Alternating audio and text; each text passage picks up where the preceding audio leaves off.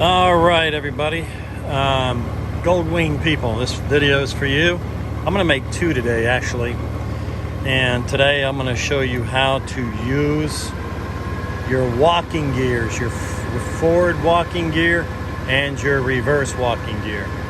So here's a couple things I want you to identify first. First of all, squeeze the brake handle.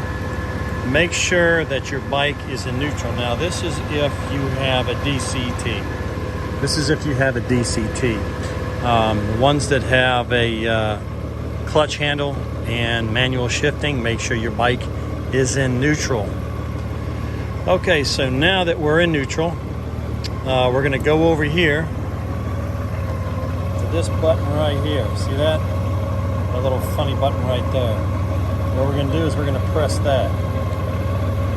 Okay, but when you press that, you've got to have a brake, your hand on your brake. So make sure your hand is on your brake.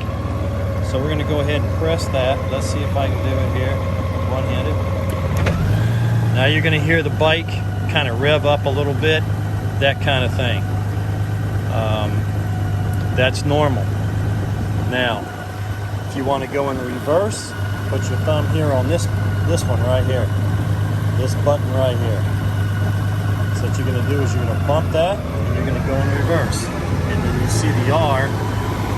Right there it says tour. You're going to see that R pop up. That means reverse.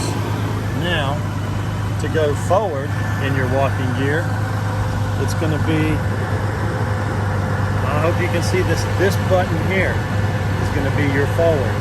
So you press that in and your bike is going to go forward. And also, when you go forward with that button, you're going to get an F to pop up next to your selection there. So sorry about the sun and everything, but that's how you use your forward and reverse walking gear.